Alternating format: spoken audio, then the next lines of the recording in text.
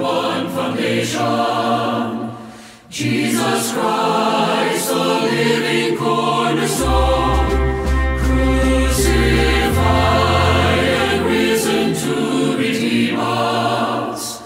We adore and worship Him alone. 자, 우리 오늘 같이 보실 하나님의 말씀, 고린도후서 6장 11절부터 13절까지 우리 보겠습니다. 고린도후서 6장 11절부터 13절, 시편 119편 32절, 이 두 구절을 보도록 하겠습니다. 고린도후서 6장 11, 12절, 시편 119편 32절입니다. 자, 우리 다 찾으셨으면 함께 또 봉독하도록 하겠습니다. 고린도후서 6장 11절부터 13절까지 시편 119편 32절, 고린도후서부터 읽겠습니다. 시작. 오 고린도 사람들아, 너희를 향하여 우리의 입이 열려 있고 우리의 마음이 넓게 열려 있나니 너희는 우리 안에서 좁혀지지 아니하고 오직 너희 속 중심에서 좁혀졌느니라. 내가 내 자녀에게 하듯 말하노니 이제 너희도 같은 것을 보답하는 뜻으로 마음을 넓게 열라. 시편 119편 32절입니다. 시작. 주께서 내 마음을 넓히시오면 내가 주의 명령들의 길로 달려가리이다. 기도하겠습니다. 주님, 주님의 사랑하는 자녀들을 아끼시고 기억하시고 또한 오늘 하나님께서 꼭 필요한 대로 말씀해 주시고 일깨워 주시기를 원합니다. 우리의 생각과 마음과 뜻이 온전히 주님께 향하게 하시고 우리의 이 영과 진리로 주님 앞에 경배할 때에 성령께서 우리를 하나님이 원하시는 바대로 이끌어 주시고 깨닫게 하시고 또 복을 주시기를 원합니다. 주님께 이 모든 시간을 의탁합니다. 사탄이 덤타지 않게 하시고 또 우리의 육신적인 것들이 우리를 괴롭히지 않고 또 방해하지 않게 하시고 우리의 마음들을 지키며 또 주님 앞에 나오도록 도와주시고 전하는 저의 부족함을 주님께서 감추시고 주의 말씀을 통해서 주님의 영광을 나타내 주시옵소서. 주님께 이 시간을 의탁하며 예수님의 전함을 받들어 기도합나이다. 아멘. 제가 계속해서 내 마음의 지경을 넓히라, 지금 두 번째 이제 오늘 시간으로 원래 한 시간에 거치려 했는데 또 한 가지 더 중요한 부분들을 여러분들과 좀 나누고 싶어서 오늘 이 말씀을 또 준비했습니다. 여러분, 우리가 잘 알고 있듯이 이 마음의 문제는 가장 근본적이고 가장 중대한 문제라고 할 수 있습니다. 우리가 한자 성에서도 일체유심조라는 단어가 있습니다. 일체유심조. 자, 이게 무슨 뜻이냐면 이것은 모든 일체, 모든 것들은 유심조, 마음을 갖기에 또는 마음 먹기에 달려있다라는 뜻입니다. 여기 한자 성에서도 마음 먹기에 달려있다라고 이야기를 한 것처럼 우리 이 마음의 마음의 상태가 우리의 실제로 영적인 모든 것들을 판가름하는 가장 중대한 문제라는 것입니다. 우리가 잘 알고 있듯이 잠언 4장 23절에도 보면 열심을 다하여 너의 마음을 지키라, 생명의 근원이 거기에서 나느니라 라고 했습니다. 그래서 모든 열심을 다하여, 여기에서 열심을이라는 것은 with all diligence, 다시 말해서 모든 부지런함, 건면함으로 내 마음을 지키라는 거예요. 부지런을 사실은 떨라고 이야기했는데 모든 부지런함을 다해서 마음을 지키라. 왜냐하면 그 마음에서 생명의 근원이 나오기 때문이다 라고 말했습니다. 그러니까 마음은 생명의 근원임을 이야기하는 것입니다. 우리가 실제로 이 마음은 여기 보면 또 문자적으로 이야기한다면 심장입니다. 심장이 사실 이 몸의 중심 아닙니까? 사실 요즘은 여러분 내가 죽었다고 보통 이야기하는데 식물인간을 이야기하죠. 이 내가 죽었다고 생각하는 사람들이 죽었다고 생각하고 요즘은 어떤 일이 일어나고 있습니까? 안락사라는 것이 일어나고 있어요. 그러나 성경에서 말하는 생명은 심장에 있습니다. 여러분, 내가 죽었다고 해서 그 사람이 죽은 거 아닙니다. 심장이 피를 펌프질하고 계속 피를 순환시킬 때 그 사람은 살아있는 거예요. 성경적으로 이 안락사는 사실 허용되지 않는 것입니다. 심장이 죽고 피가 멈출 때, 이런 또한 심박수가 완전히 멈추게 될 때야 비로소 죽은 것과 다름없는 것이에요. 그래서 가장 중요한 부분이 심장입니다. 전쟁터에 나갔을 때도 제일 많이 보호하는 부분이 이 심장입니다. 이 심장은 너무나도 중요한 부분이죠. 마찬가지로 또한 이것이 또 주님께서 오늘 말씀을 통해서 더 나아가서 우리의 이런 마음, 심장이라고 하는 그 중심, 우리의 이 영혼의 중심이 되는 것이 바로 마음이고, 그 마음에서 나오는 것들이 생명의 권원으로서 역할을 한다는 것입니다. 또 지난번에 우리가 보았지만 마음은 또한 우리의 영적인 치열한 전장터입니다. 항상 사탄이 공격하려 하는 것은 바로 우리의 마음입니다. 또한 우리의 옛사람과 그리스도 안에서 변화되지 못한, 또 아직도 있었던 옛사람, 십자가에 처형되어 있었어야 할 그 옛사람과 또 예수님을 믿게 될 때 우리는 새 사람이 되었습니다. 그래서 새로운 영을 갖게 되고 새로운 마음을 갖게 됐어요. 그렇죠? 구원받기 전에 있던 이런 옛 마음, 바로 이것과 새 마음이 그리스도로 새 마음은 그리스도와 함께하고, 이런 옛 마음은 바로 우리의 육체 또 세상과 함께하게 되고, 사탄도 그 마음을 빼앗으려고 또 그 마음에 영향을 미치려고 수단과 방법을 가리지 않고 안간힘을 쓴다는 것입니다. 그래서 항상 우리가 구원받았지만 우리 이 몸이 변화되기 전까지는 우리 안에 새 마음과, 그러니까 새 성품이라고 할 수 있죠. 새 성품과 또한 옛 성품이, 옛 사람이 두 개가 항상 갈등을 일으키고 있어요. 이제 우리 마음이 어디로 향하느냐에 따라서 달라지는 것입니다. 여러분, 회개라는 뜻이 무엇입니까? 회개의 뜻이 뭐예요? 제일 먼저 가장 중요한 것이 뭐냐면 마음이 어떻습니까? 죄로부터 돌아서서 하나님을 향하는 것입니다. 하나님께 돌아서지 않는 것은 회개가 아니에요. 그건 후회예요. 항상 성경적인 회개는 죄로부터, 세상으로부터, 특히 죄로부터 돌아서서 마음이 하나님을 향하여 가는 것입니다. 그게 구원받은 사람의 특징이며 그것이 성경적인 회개입니다. 그런데 마음이 돌아서야 일단은 그의 삶의 행동이 나타나게 돼 있어요. 마음이 돌아서지 않는데 행동이 나타날 수는 없습니다. 가장 중요한 것이 이 마음이라는 것이에요. 그리고 회개 또한 마음에서 비롯된다는 사실입니다. 그렇죠? 또 로마서 10장에 보면 구원받을 때에 9절, 10절, 13절에 보면 구원받을 때 우리가 어떻게 주님을 영접합니까? 주님을 영접하고 구원받는 방법에 대해서 말하고, 내 마음을 다하여 주 예수님을 죽은 자 가운데서 살아난 것을 믿으면이라고 되어 있어요. 내 마음을 다하여라고 되어 있습니다. 그 다음에 내가 내 마음으로 믿어 의에 이르고라고 되어 있어요. 내 마음으로 믿어. 이 마음이 배제된 상태에서 지식적으로 그냥 지옥에 가기 두렵기 때문에 이런 형태로 주님을 영접하는 것은, 그것은 잘못된 구원입니다. 마음에서부터 시작되는 거예요. 모든 것이. 주님을 시인하는 것도 마음으로부터입니다. 그냥 지적으로 동의하는 게 아니에요. 자, 마음에서부터 출발을 해야 합니다. 그리고 또한 마음에서부터, 베드로서 보면 너희가, 또 로마서에도 마찬가지입니다. 너희가 마음으로부터 순종하여 주님을 믿었다라고 됐어요. 마음으로부터 순종한다 그랬어요. 제가 말씀드렸죠. 순종을 하는 것이 중요한 게 아니에요. 순종의 결과가 중요하잖아요. 우리 아이들 보면 순종의 결과만을 가지고 이야기하는데, 그보다 더 중요한 것이 무엇입니까? 마음으로부터 순종하지 않으면 그것은 순종이 아니에요. 이런 하나님이 원하시는 것들이 바로 이런 마음을 주님께 드리는 것입니다. 우리의 모든 이런 문제들은 사실 마음의 문제에서 출발한다고 할 수 있습니다. 사람들의 말과 행동으로 표출되는 모든 모양들의 근원에는 항상 마음의 생각이 담겨 있고, 각 사람의 표정과 행동들은, 그리고 말과 표정과 행동들은 그 사람의 마음의 상태를 그대로 반영해 주는 것입니다. 그렇죠?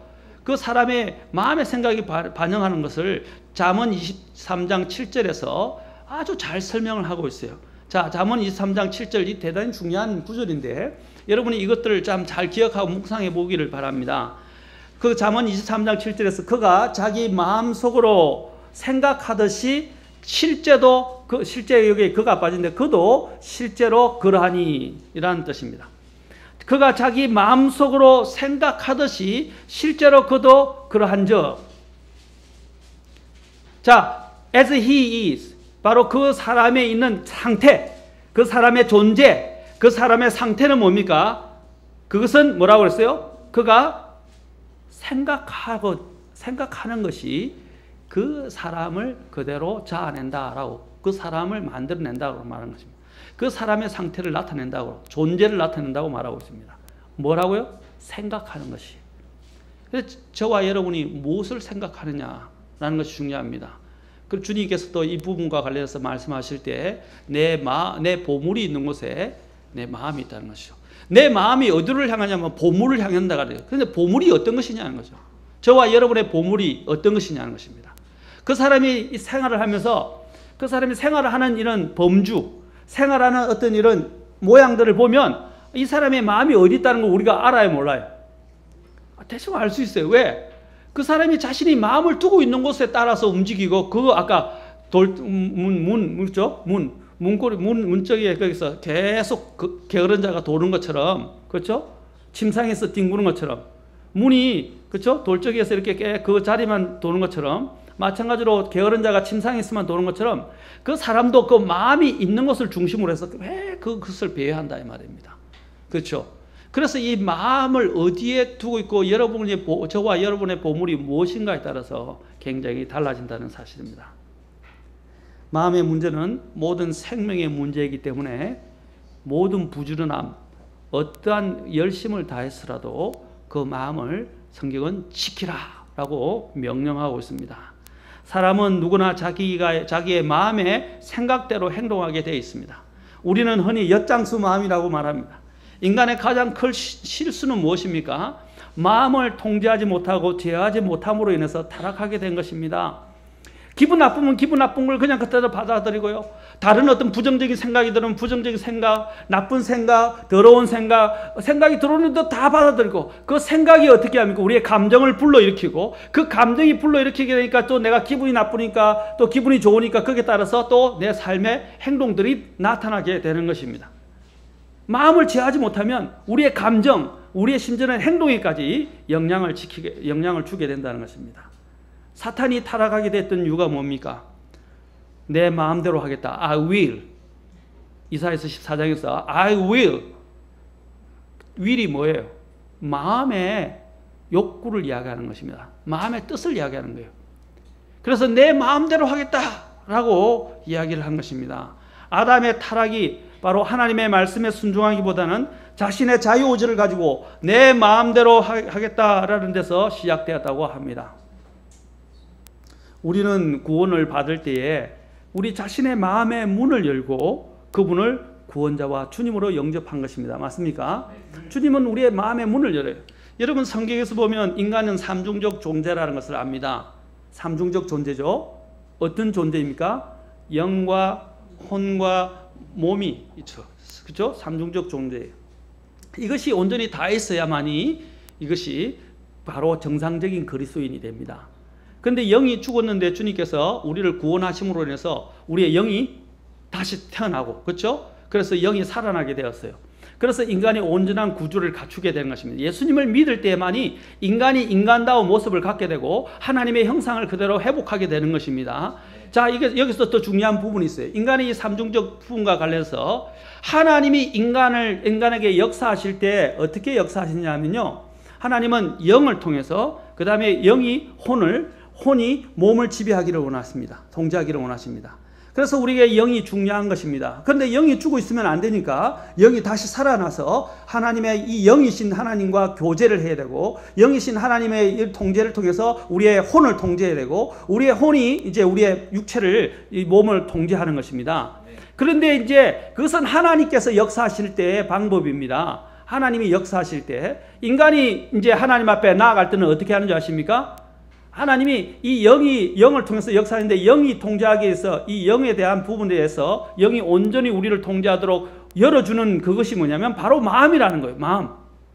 다시 말해서 혼이라는 거예요.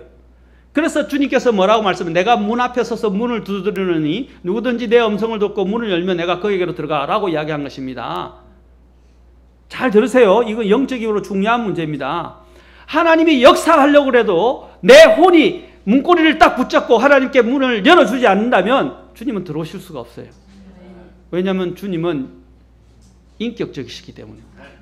사탄은요 그냥 들어와요. 침범하고 도둑질하고 담을 넘어서 들어오지만 우리 주님은 정식으로 노크를 하고 그 사람이 마음의 문을 열어주기를 원하십니다. 열어줄 때 우리 주님은 들어가세요. 자, 그래서 데살로니가 전서 5장에 보면 하나님이 역사하시는 건 뭡니까? 하나님이 너의 영과 홍, 그렇죠? 영과, 그렇죠? 홍과 그 다음에 몸이 온전히 보존되기를 원한다라고 이야기해요. 그렇죠? 하나님 편에서는 아까 역사하는 것이 영이죠. 히브리서 4장 같은 경우를 한번 봅시다. 히브리서 4장. 자, 히브리 4장에 보면 순서가 어떻게 됐어요? 하나님의 말씀은, 그렇죠? 자, 살아있고, 그렇죠? 또 활동력이 있어서 양날선 어떤 것보다도 더 예리하여 라고 이야기를 합니다. 자, 예리하여 하면서 그 다음에 어떻게 역사하시는지 보세요. 뭘 먼저 쪼개요? 인간이 하나님께 반응하려면요 혼부터 깨져야 돼요. 혼. 그러니까 아까 얘기했지만 인간이 쥐고 있는 이 문고리를 쥐고 있는 그 혼이 깨져야 됩니다. 혼이 파쇄를 당해야 되고 혼이 깨지고 무너지고 혼이 문이 열려야만이 주님께서 들어가셔서 하나님이 영적으로 그 사람을 지배하고 통제하고 역사하실 수 있는 거예요. 그럼 내가 마음의 문을 열지 않으면 하나님이 역사하실 수 없어요. 그래서 혼과 영과 간절과 골수를 찔러 쪼개기까지 하며, 그렇죠? 우리의 마음의 생각과 의도를 주님께서 분별하신다고 하셨습니다. 혼부터 나오는 거예요. 그래서 마음을 우리가 이 마음은 하나님 앞에 내어드릴 것인지 이거는 세상이나 죄에 내어드릴 것인지 그것은 내가 결정하는 거예요.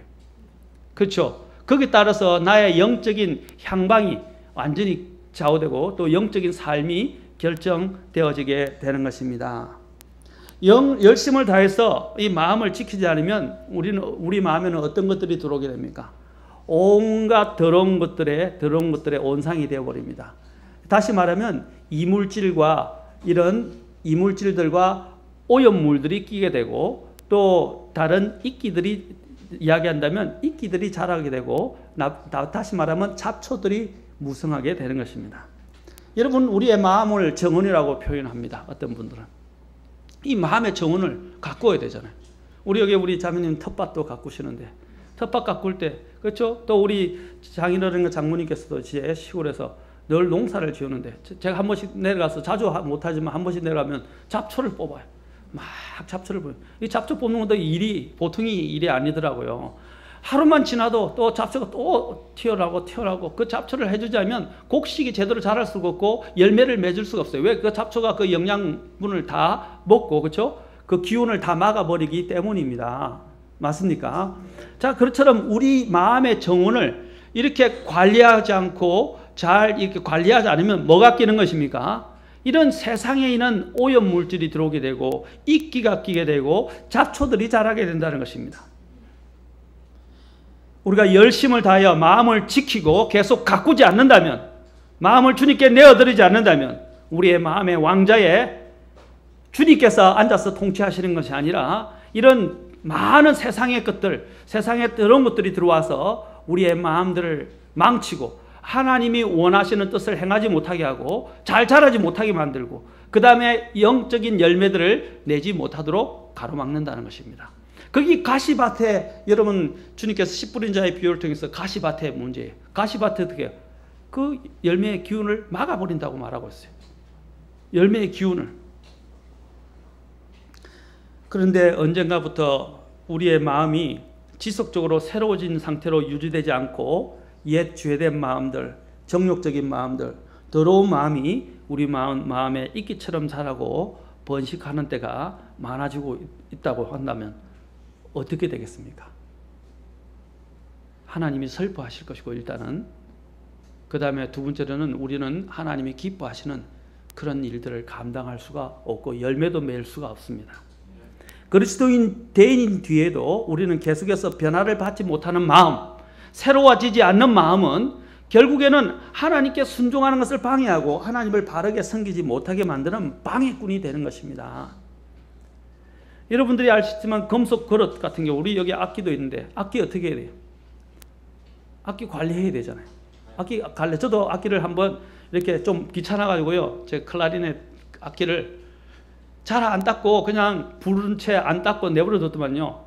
금속이 이게 그 니켈, 우리 니켈 그게 금속이 싹 색깔이 변색이 되더라고요. 근데 닦으려니까 안 닦여요. 그래서 어떻게 하면 이 색깔을 이제 변색을 닦아내는 것을 닦으려니까 이제 그것이 안 좋은 게 뭐냐면 그거는 닦으면 독성이 있어가지고 손에 묻어요. 그래서 손에 묻으니까 이게 참 안 좋더라고요. 몸이 손이 뻗기지기도 하더라고요. 그래서 평상시에 그냥 닦으면 되는데 우리 집사님 같은 경우는 막 붓는 것보다도 관리하는데 더 정성을 쏘시는 것 같아요. 이제 배웠어. 악기가 새 것보다 더 번질번질해요. 너무 닦아가지고 감히 다른 사람이 가서 접근해서 만지지 못할 정도로 번쩍번쩍 너무 좋은 거예요. 너무 잘 관리를 하시는 것 같아요. 그러니까 소리가 변색이 안 되고 악기가 항상 오래되니까 그럼 오래 보존할 수 있죠. 근데 관리하지 않으면 소리도 죽고요. 모든 관리 상태가, 모든 것들의 상태가 악화되면 고치고 다 모든 걸 다 바꿔요. 부속을 바꿔야 되는 것입니다. 자, 그와 같아요. 우리의 마음도 관리하지 않으면 이런 무성한 잡초들이나 이끼나 이런 더러운 것들로 가득 차게 돼서 하나님 앞에서 그 하나님이 원하시는 대로 사용되어질 수가 없다는 것입니다. 아무리 좋은 칼이라도 여러분이 잘 관리하지 않고 갈지 않으면 녹이 슬고 무뎌집니다. 아무리 좋은 집이라 할지라도 여러분이 그 집을 관리하지 않고 비워두게 되면 거미줄로 가득 차게 되고 무너져 내리고 폐가처럼 변해가게 됩니다. 맞습니까? 바로 또 이와처럼 관리되지 못한 우리의 마음은 정원을 가꾸듯이 관리되지 않으면 이런 세상의 것들로 가득 차게 되고 주님이 주시는 능력도, 주님이 주시는 평안도, 주님이 주시는 기쁨도, 또 주님의 뜻을 헤아릴 수도 없고 하나님 앞에 나아갈 수가 없는 것입니다. 그래서 오직 너희는 마음을 새롭게 함으로 변화를 받아 하나님의 선하시고 기뻐하시며 완전한 뜻이 무엇인지 입증하도록 하라. 자, 여기서 너희 마음이 새롭게 됨으로 변화를 받지 않으면 어떻게 해요? 이 세상에 동화되지 말고 마음을 새롭게 함으로 변화를 받지 못하면 하나님의 그 뜻을 뭐라고요? 입증할 수가 없어요. 자, 이런 마음의 이런 상태가 얼마나 우리의 영적인 장애를 많이 갖고 있는지를 가져다 주는지를 여러분들에게 지금 말씀을 드린 것입니다. 우리는 계속적으로 깨끗하게 유지되고 통제 관리되지 못한 마음은 온갖 세속적인 것들과 육신적인 욕망과 불건전하고 불경건한 생각의 가라지들로 가득 차게 됩니다. 근데 이러한 삶이 계속되면 어떻게 되는지 아십니까? 열매도 맺지 못하고 잡초와 가라지들이 무성해질 뿐 아니라 어떤 일이 일어나냐면요, 하나님께 기쁘시게 해드리는 삶, 영적 생명력과 권능에 찬 삶을 살지 못하게 되고, 그뿐만 아니라 어떤 삶으로도 기결되냐면 마음속에 계속 눌림이 있는 거예요. 다시 말하면 죄책감. 이 죄책감이 또 계속되면서 자기가 변화가 안 되면 어떻게 해요? 회개하고 하나님께 돌아가지 않으면 어떤 마음이 듭니까? 더 나쁜 마음, 자괴감이 들어요. 자괴감, 자괴감. 자기를 계속 괴롭혀요. 그리고 자기를 파괴하는 마음이 계속 들어오면, 그리고 나중에는 어떤 일이 됩니까? 자포자기에 빠집니다. 낙심하게 돼요. 나는 안 돼. 나는 걸렀어. 나는 이제 주님이 더 이상 안 받아줄 거야. 나는 더 이상 이제 아무것도 할 수 없어. 이런 자기감 속에 빠져서 못 헤어나는 거예요. 여러분, 하나님 앞에서 돌이킬 수 있을 때 돌이키셔야 돼요. 이 의지라는 게, 이 인간의 의지와 마음과 의지는 참 놀라워요. 이것을 계속 방치시켜두면요, 그 땅은 전혀 못 쓰는 땅이 됩니다. 그렇죠? 땅이 못 쓰게 되듯이 우리의 마음도요, 계속 방치를 시켜두고 계속 관리하지 않고 그것들을 하지 않으면 나중에 이 땅을 일구기 위해서는 어떻게 돼요? 이전에는 살짝만 이렇게 해도 되는데 어떻게 돼요? 완전히 쟁기로 해서 깨 부숴야 됩니다. 깨 부숴야 돼요. 그리고 완전히 밑바닥까지 다 갈아엎어야 됩니다. 맞습니까? 그러면 굉장히 힘들어요. 여러분, 깨 부수면 얼마나 아픈지 아세요? 땅은 말을 못하니까, 살아있지 않으니까 뭐 괜찮겠지만 인간의 마음을 갈아엎게 되면요, 하나님의 채찍이 그만큼 깊이 베인다는 것입니다. 하나님의 삽이 그만큼 깊이 파고들어간다는 것입니다. 갈아엎게 된다. 이 깨 부수는 일이 쉽지가 않아요. 저도 포병에 있어서 늘 삽질을 많이 했기 때문에, 포병은 삽질 없이는 포병을 할 수가 없어요. 삽질할 때 이 땅이 말 안 듣는 땅이 있어요. 얼마나 딱딱하고 얼마나 돌덩이가 가득 차고 다 굳었는지 삽을 해도 삽이 들어가지를 않아요. 막 발로 치고 막 때리고 그래가지고요. 그걸 10분 안에 방열이라고 하는데, 그러니까 10분, 8분인가 그럴 거예요. 8분인가 10분인가. 그 안에 모든 준비를 다 해서 삽을 파야 되는데, 어떤 땅은 진짜 말을 안 들어요. 그것처럼 주님께서 우리 마음을 경영하시고 우리 마음을 통해서 역사하시고자 하는데, 우리 마음들이 굳어 산성화되고 완전히 굳어지게 되면 주님께서 주님을 열매를 주신다 할지라도 그 열매가 씨를 주신다 할지라도 열매를 낼 수가 없다는 것입니다. 그리고 또한 더 나아가서 우리의 이 마음이 변화되지를 못하면 영적으로 사탄에게 노략물이 됩니다. 여러분, 항상 제일 중요한 게 뭡니까? 전략지를 어떻게 해요? 누가 차지하느냐에 따라서. 옛날에 우리도 마찬가지로 6.25 전쟁 때, 그렇죠? 그 고지, 백마고지라든지 유명한 고지들이 있었죠. 그 고지들을 누가 점령하느냐에 따라서 전쟁의 승패가 달립니다. 맞습니까? 그처럼 우리의 마음의 이 마음의 일을 요새라고 이야기하는데, 이 마음의 요새를 누가 점령하느냐에 따라서, 누가 다스리냐에 따라서 이런 영적 전쟁의 승패가 갈린다는 것입니다. 지금 저와 여러분의 마음을 누가 지금 다스리고 있습니까? 주님이 다스리십니까? 아니면 세상에 다른 것들이 들어오고 있습니까? 사탄은요, 처음부터 확 공격 안 해요. 빌미를 줍니다. 자그만한큼.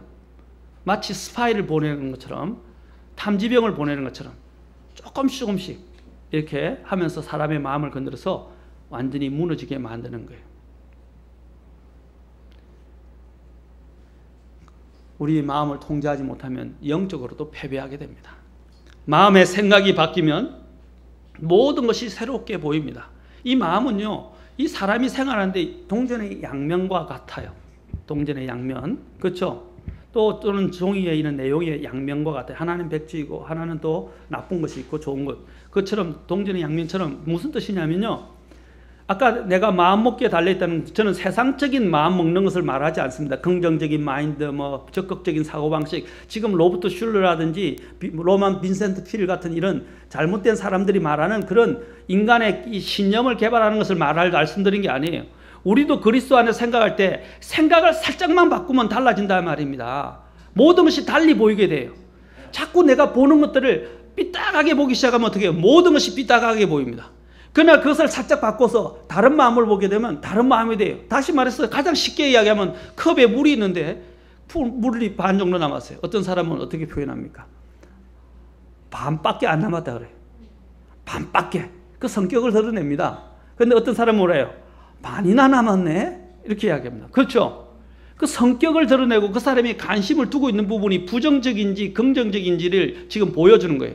우리도 마찬가지예요. 우리 삶에서 일어나는 문제들에 대해서 우리가 바라볼 때에 이것을 그냥 기분 나쁘고 부정적이고 안 좋은 것들로 생각하면 어떻게 해요? 그것이 재난이 돼요. 내 마음에 재앙이 된다 이 말입니다. 그러나 내 삶에서 일어난 이런 부분들을 하나님이 주시는 관점으로 바라보게 되면 어떻게 해요? 지난주에 설교를 제가 요약을 이제 다른 걸 해서 이어서 고난의 가시라는 것을 이어서, 여러분 고난의 가시에 대해서 이야기했죠. 이 모든 부분들을 왜 나에게? 라고 이야기하는 것보다 하나님이 나를 잘 아셨기 때문에 이런 고난을 나에게 허락하셨다라는 관점으로 돌리게 되면 관점이 달라지죠? 왜 나에게 하게 되면 모든 삶이 힘들어요. 막 불평투성이고요. 모든 게 짜증거려요. 맞습니까? 그런데 이 고난을 통해서 하나님이 나에게 무엇을 주시려고 하시는가? 하나님이 나를 어떤 부분을 연단시키기를 원하셔서 내가 성숙된 모습을 갖기를 원하시는가? 하나님이 이 수중에서 또 나를 연단시켜 더 위대한 하나님의 일들을 위하여 하나님이 이 일들을 계획하고 계시고 나를 훈련시키시는가? 이런 관점으로 바라보면 어떻게 되겠어요? 삶을 대하는 태도가 달라요, 안 달라요? 상황을 대하는 태도가 달라요, 안 달라요? 좋을 것인가 말 것인가, 그것도 여러분의 마음의 문제입니다. 많이들 힘드신가 좋으시는 것 같아요. 우리의 마음의 이런 상태가 우리의 이런 영적인 삶을 달리 만들어내는 것입니다. 내가 왜 이런 남편과 함께 살아야 되냐? 우리 자매님들 그런 생각을 하면 안 돼요. 주님이 주신 것이 최선이에요. 맞습니까? 지금 보면 세상에서도 정말로 힘든 남편을 만나서 고생하는 사람 많아요. 우리 여기 우리 형제님들 얼마나 좋아요. 술 안 먹죠. 담배 안 피죠. 그렇죠? 안 먹는다 이게 술을 안 마시고 담배 안 피고. 그렇죠? 또 집에 일찍 들어오고. 왜 집에 일찍 들어와가 아니죠. 계속 집에 일찍 안 들어와 보세요. 어떤지. 내가 왜 사나? 내 혼자 뭐하나? 내가 왜 결혼했나? 이런 생각 안 들겠어요? 근데 매 들어서 또 밥 해줘야 되고 또 뭐 챙겨줘야 되고 이제 애가 2명이었는데 애가 3명이다 이렇게 이런 생각을 가지면 안 된다 이 말이죠. 그렇죠? 가정에 안 들어오는 사람은요 가정에 들어오는 사람에 대해서 부러워합니다. 다 사람들이 자기의 경우에 따라서 자기의 잣대로 자꾸 판단을 생각하는데 그게 아니라는 거예요. 우리의 마음을 저는 자매님들 우리 형제님들도 마찬가지입니다. 마음을 달리 먹으세요. 마음을 한번 바꿔보세요. 근데 그 마음을 잠깐 생각을 돌이켜서 마음을 바꾸기 시작하면 뭐가 달라집니까? 내 감정이 다스려지게 되고 감정이 달라지게 돼요. 아 내가 이러면 안 되지 하고 마음을 달리 먹기 시작하면 그게 따라 감정도 따라오게 돼 있어요. 맞습니까? 자 그것처럼 우리의 마음을 어떻게 먹느냐가 우리의 영적 생활들을 가늠하고 이끌어가는데 굉장히 중요한 원인이 된다. 그래서 생명의 근원이 거기서 나온다는 거예요. 우리의 이러한 부분들을 사탄이 공격하지 않도록 우리의 생각들을 통제해야 되고 이런 사탄의 공격들로 인해서 내 마음이 무너지면 나의 가정생활이 무너지게 되고 나의 영적 생활이 무너지게 되고 심지어는 교회 사회에게까지 문제들을 일으키게 돼요. 그렇죠? 내 마음이 안 좋으니까 사람들하고 인사도 안 하게 되고요. 내 마음이 안 좋으니까 사람들하고 이렇게 좋은 관계가 잘 형성이 안 되고요. 내 마음이 안 좋으니까 그런 사람들이 많은 곳에 가기 싫어지고요. 그렇죠? 이 마음을 어떻게 하는가는 거예요. 어떤 사람이 미운 사람이 생길 수 있어요. 근데 밉다라고 생각하지 말고요. 아, 하나님이 저 사람을 통해서 내 마음을 돌아보게 하시는 것 같다. 이렇게 생각하시면 돼요. 잘못된 자가 있는 것을 보면 빠진 자를 보면 온유한 마음으로 내 자신을 먼저 살피고 라고 그렇죠? 디모데서 이야기했어요. 먼저 다른 사람이 잘못된 것을 보면 그 사람을 정죄하고 미워하고 책망하고 하려고 하지 말고 어떻게 해요?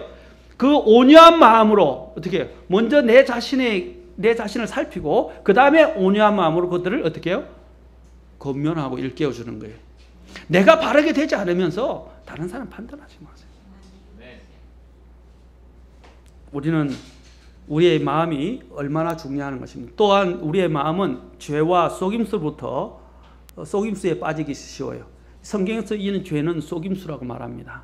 이 죄는 얼마나 교만하고 또 죄는 얼마나 기만적인지 몰라요. 기만적이다 말은 우리도 우리 스스로를 속일 수 있다는 것이죠. 우리도 우리 스스로를 속인다고 말합니다. 여러분 자기가 생각되는 대로 다 생각을 하면 안 돼요. 제가 말씀드렸죠. 생각 들어오는 대로 생각을 다 하면 안 돼요. 그 생각이 하나님께로부터 온 것인지 또 하나님이 어떤 경로 준 것인지를 묵상하고 생각하셔야 돼요. 검증하라 말입니다. 영적 검증이라고 저는 말하고 싶죠. 영적으로 내가 들어오는 생각을 그냥 그대로 다 받아들이면 안 돼요. 말씀드렸듯이 이 생각을 집어넣는 존재가 있는데 누가? 하나님이 주실 때도 있지만 사탄이 줄 때가 많아요. 그래서 사탄이 그냥 막연히 막 들어오는데 그것이 나의 영적 생활을 방해하고 나를 기분 나쁘게 만들고 나를 부정적으로 만들고 나로 죄로 빠지게 만들고 영적으로 하나님께 멀어지게 만든다면 그것은 사탄이 준 생각이에요. 생각이 들어온다고 해서 그 생각을 다 받아들이면 안 돼요. 그 생각이 하나님께로부터 왔는지를 검증하셔야 됩니다. 그래서 말씀을 매일 읽어야 돼요. 그리고 기도하는 것입니다. 맞습니까? 생각을 검증하는 문제는 대단히 중요한 문제입니다. 생각 들어올 때마다 그래서 우리는 신중하게 늘 판단하면서 살아야 돼요. 특히 죄는 속임수로 가득 차기 때문입니다. 예레미야서 17장 우리가 잘 알고 있듯이 그렇죠? 9절에서도 뭐라고 그랬습니까? 사람의 마음이 가장 부패했다고 말하고 있습니다. 그리고 속이는 것들로 가득 차다고 말하고 있습니다. 히브리서 3장 13절에서는 우리가 어떤 마음을 가져야 되는지 히브리서 3장 13절 우리 가서 한번 또 보도록 합시다. 히브리서 3장 13절.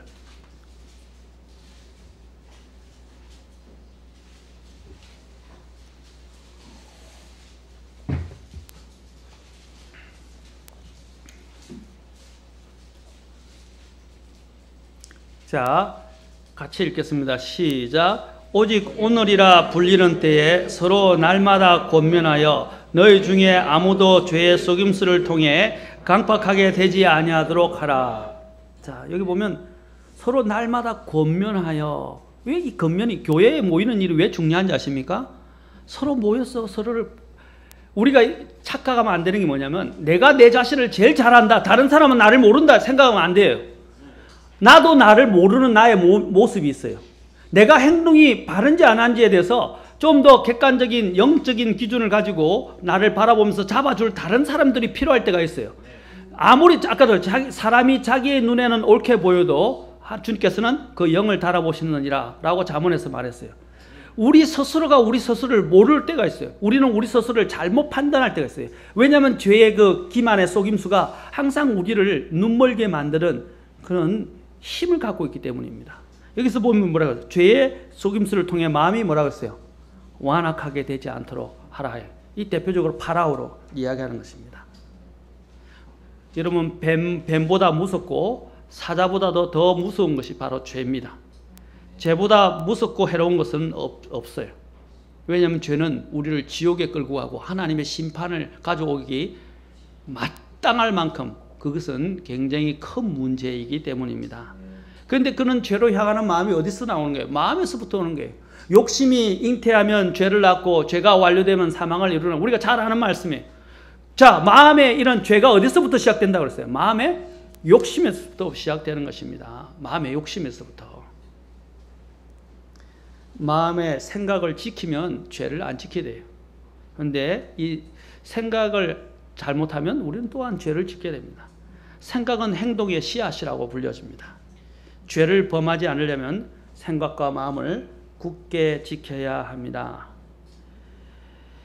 이 인간의 마음이 왜 가장 근본적인 문제냐? 자, 이것이 우리가 성경 전체를 통해서도 알 수 있어요. 자, 인간의 마음이 언제부터 시작된 것입니까? 아담과 이브가 타락할 때부터 시작된 거예요. 제일 먼저 시동을 건 한 인물이 있죠? 이브였죠. 사탄이 그 이브와 더불어서 가장 범죄가 일어나게 되는 길을 터주게 된 것이 이브의 마음의 타락에서부터 시작된 것입니다. 자, 고린도후서 11장으로 가봅시다. 고린도후서 11장 2절과 3절. 자, 잘 보세요. 자, 처음에 인간이 왜 타락하게 됐는지 하는 것은 바로 마음을 제대로 간수하지 못하고 지키지 못했기 때문입니다. 자, 고린도후서 11장 2절과 3절입니다.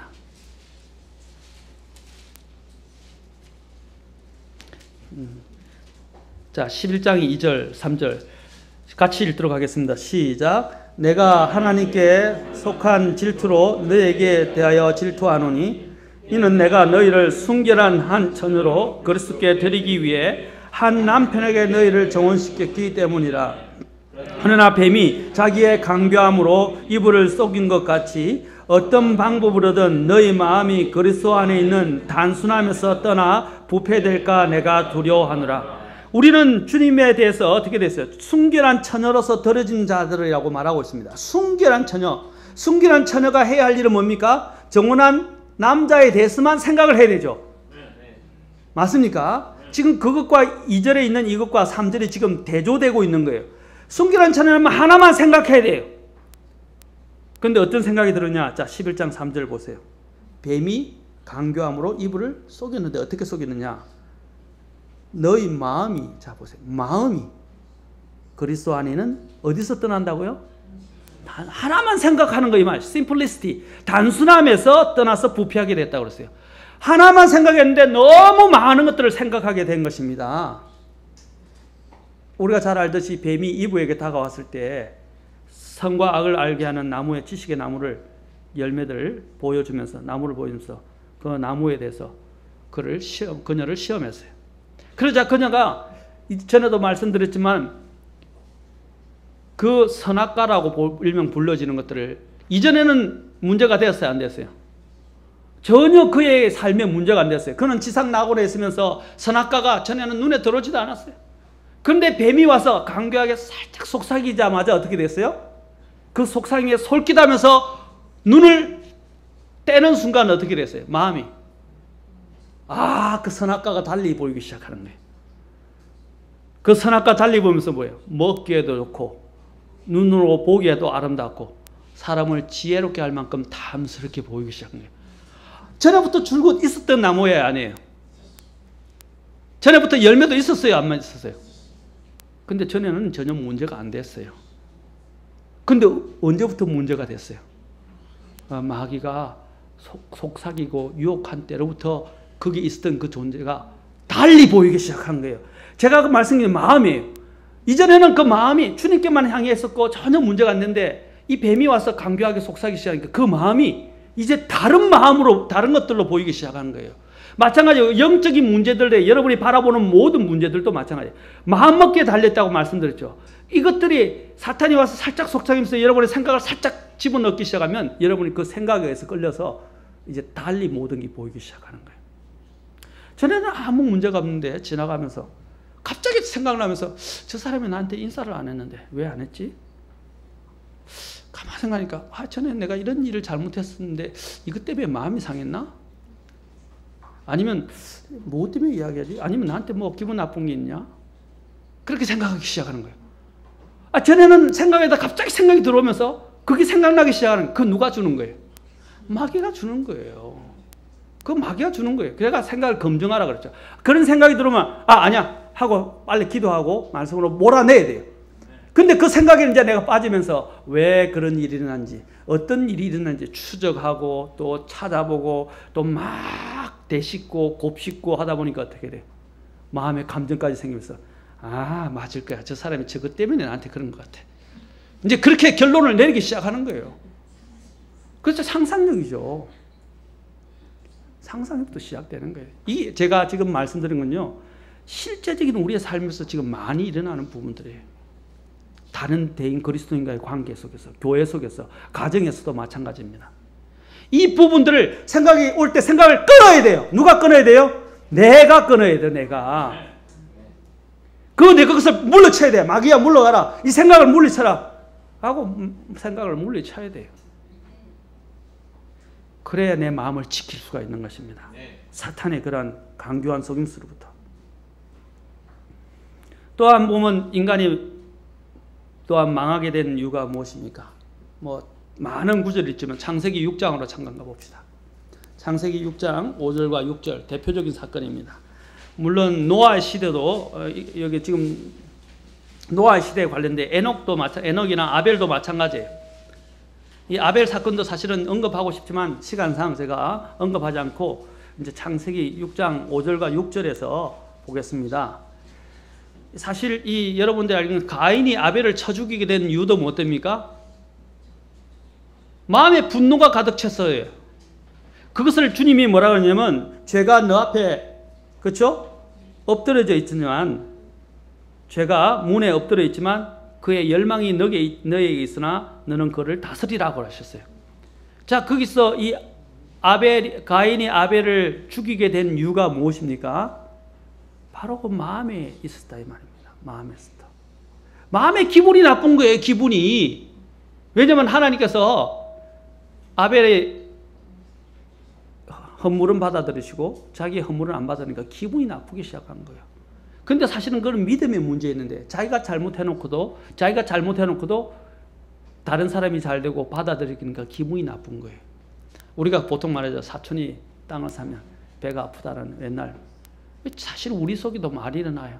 자기가 잘못해놓고 얻지를 못하면서도 다른 사람이 잘 되면 그거 못 봐요. 그 꼴을 못 봐.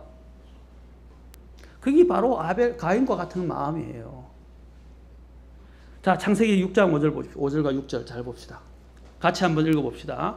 시작. 하나님께서 사람의 사악함이 땅에서 크고 또 그의 마음에서 생각하여 상상하는 모든 것이 항상 악할 뿐임을 보시고 주께서 땅에서 사람을 만드신 것으로 인해 슬퍼하시며 또 그것으로 인해 마음에 근심하시고. 자, 이 노아의 홍수를 가져오는 가장 근본적인 배경이 뭐예요? 사람의 마음에서 생각하여 아까 상상 나왔죠. 상상하는 모든 것이 항상 악할 뿐임을 보시고. 마음의 상상이 악해지기 때문에.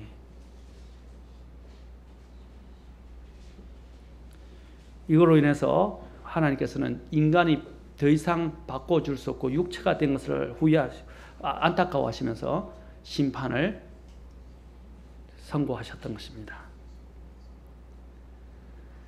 모든 인간의 출발의 타락이 어디서부터 시작됐다고요?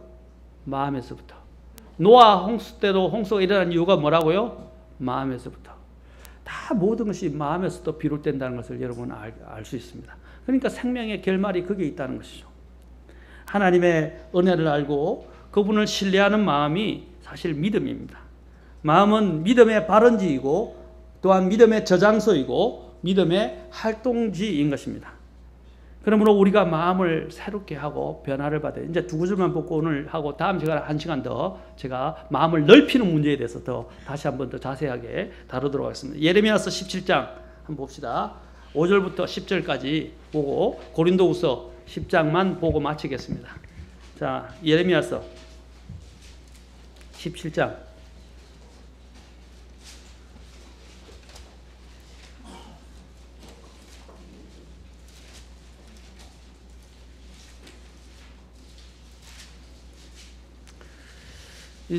여러분들에게만 말씀드리는 게 저도 마찬가지입니다. 저도 마음을 통제하지 않으면요 어느 때 사탄의 밥이 되어 있어요. 사탄에게 끌려가고 있는 것을 저도 보게 됩니다. 17장 5절 자부터 10절 잘 봅시다. 자, 제가 읽겠습니다. 잘 보세요. 주가 이같이 말하노라. 사람을 신뢰하며 육체를 자기 무기로 삼고, 자, 그 다음 구절을 잘 보세요. 마음이 주로부터 떠난 사람은 저주를 받으리라. 뭐라고요? 마음이 주로부터 떠난 사람은 저주를 받아요. 자, 저주는 어디서부터 시작해요? 마음이 주로부터 떠날 때. 자, 마음이 주로부터 떠난 사람, 곧 사람을 신뢰하고 육체를 자기 무기로 삼는 사람은 보십시오. 17장 6절에 그는 사막의 히스나무 같아서 좋은 일이 오는 때에 그것을 보지 못한다. 다만 광야와 소금 땅과 사람이 거주하지 않는 메마른 곳에 거할 것이다. 그럼 황량하게 된다는 거예요. 마음이 황량하게 된다는 거예요. 열매도 맺을 수 없고요. 좋은 것을 볼 수도 없고요. 황량하게 마음이 황폐해진다는 것입니다. 17장 7절 보세요. 주를 대조적으로 주를 신뢰하며 주를 소망으로 삼는 사람은 복이 있나니. 자, 신뢰한다는 말이 바로 믿음 아닙니까?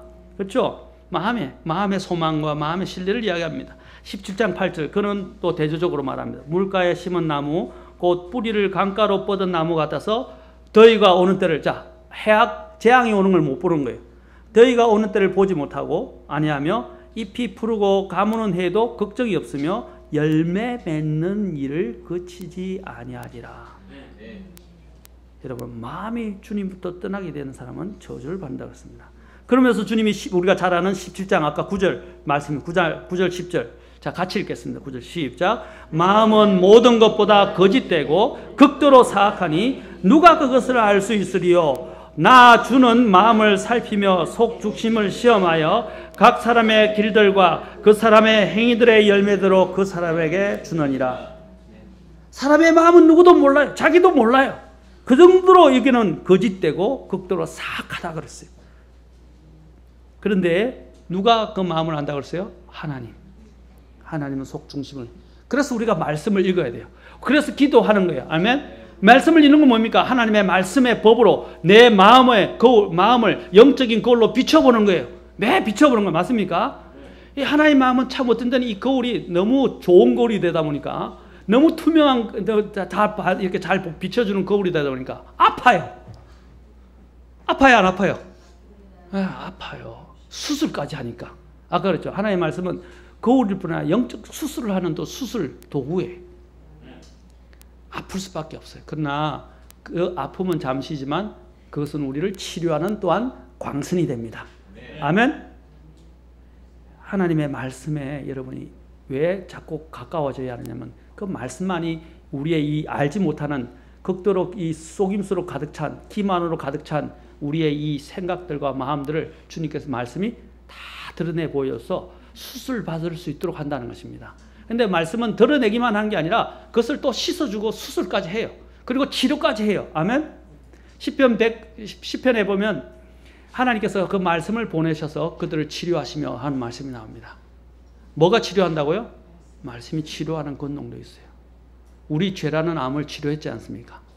맞습니까? 자, 그럼 마지막으로 고린도후서 11장으로 가봅시다. 10장으로 가봅시다.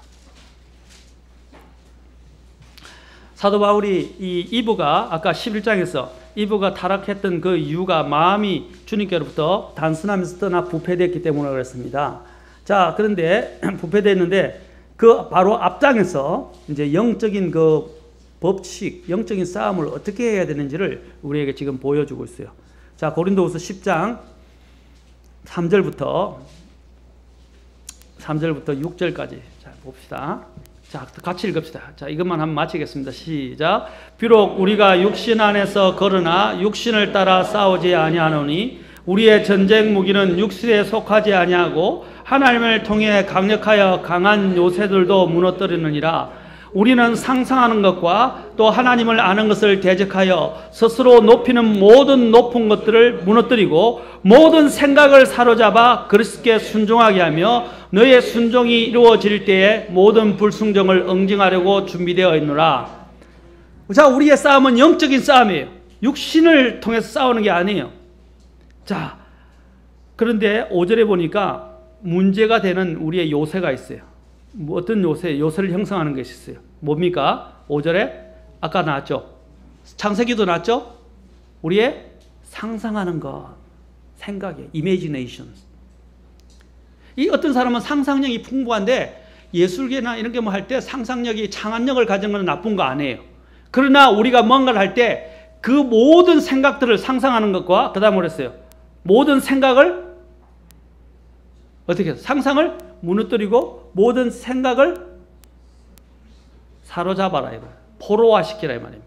포로화해서 어떻게 해요? 우리가 포로를 잡으면 전쟁에서 포로를 잡으면 어떻게 해요? 포로 묶고 포박해서 어떻게 해요? 꿇어앉히죠. 그렇죠? 복종시키지 않습니까? 꿇어앉히잖아요. 가만 이렇게 IS 여보면 이렇게 여러분 IS 사람들이 참수시키도 어떻게 해요? 다 포박해서 눈까지 가리고 딱 꿇어앉히잖아요. 꼼짝 못하게 하는 거예요. 마찬가지로 우리의 생각들을 포박해서 사로잡아서 포로화해서 어떻게 복종을 시키라고 그랬어요. 근데 복종을 시키면 그때부터는 어떻게 한다고요? 주님께서 불복종하는 것을 응징하는 것도 한다고 말씀하셨어요. 누가 응징한다고요? 하나님께서 그때부터 일하신다고 말하고 하나님께서 원수를 갚아주시겠다고 이야기하고 하나님께서 불복종하는 것까지 다 어떻게 해요? 주께서 응징하시겠다고 말씀하십니다.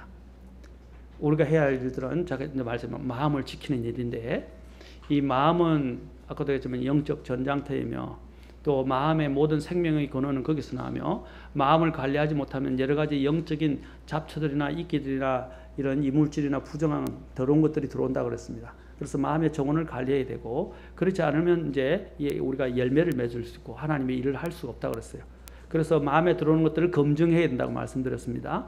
그걸 검증을 하고 이제 우리가 더 나아가서 마음의 검증을 해서 이렇게 마음을 주님께로도 떠나게 되면 저주를 받는 것 같은데 인간의 모든 근원들이 마음에서 출발했는데 이제 이 마음을 통제하기 위해서 우리가 어떻게 해야 되냐? 아까도 얘기했지만 상상하는 것, 생각하는 모든 것들을 사로잡아서 그리스도께 복종해. 누구에게 복종하라? 그리스도께 복종하라. 아멘? 언제부터 여러분 내 안에 생각이 들어올 때 지금 당장 오늘 예배를 드리고 집에 가면요 더 여러 생각들이 밀려옵니다. 맞습니까? 그러면 항상 잊지 마시고 이 생각을 있는 대로 다 받아들이면 안 돼요. 내가 주체가 돼서 이 생각을 하나님의 말씀을 통해서 또 하나님께 기도하는 마음으로 하나님의 임재를 생각하면서 항상 어떻게 해야 돼요? 그 말씀을 그 안에 있는 생각들을 다 검증해야 됩니다. 마치 여러분 어항을 관리하게 되면 어항이 뭡니까? 필터링을 하죠. 여러분 공기정화기를 통해서 공기를 어떻게 해요? 필터링하죠. 마찬가지로 여러분들이 영적인 이러한 하나님의 말씀과 여러분들이 이러한 중심을 가지고 마음을 지켜서 영적으로 들어오는 이 생각들을 어떻게 해요? 필터링 해야 돼요. 필터링. 그게 영적 검증이에요. 생각이 들어오는 대로 다 받아들이지 마세요. 근데 내가 지금 나도 모르게 어떤 데 생각이 가만히 있을 때 이렇게 멍청하게 있을 때 죄송합니다. 멍청하다 그래서 가만히 있을 때 생각이 막 들어와요. 근데 그 생각이 들어올 때 내가 이렇게 하면 안 돼. 내가 마음의 주체가 돼야 되고요. 내가 그 생각들을 다 감정해야 되고 좋지 못한 생각이 들면 아니야. 이건 사탄의 마음이야. 바로 몰아내야 돼요. 아멘. 그 생각을 잡는 순간 여러분은 마귀에게 당하는 겁니다. 그래서 늘 순간순간마다 주님을 생각하시면서 마음을 필터링 하십시오. 그리고 주님의 말씀으로 그 걸러진 것들을 씻어내고 다 치워버리고 깨끗게 하십시오. 그렇게 되면 여러분의 창에, 마음의 창에 주님의 그 영이 아름다운 모습으로 여러분의 마음을 투과해서 여러분 속에서 자리 잡고 역사하게 될 것입니다. 기도하시겠습니다. 다 같이.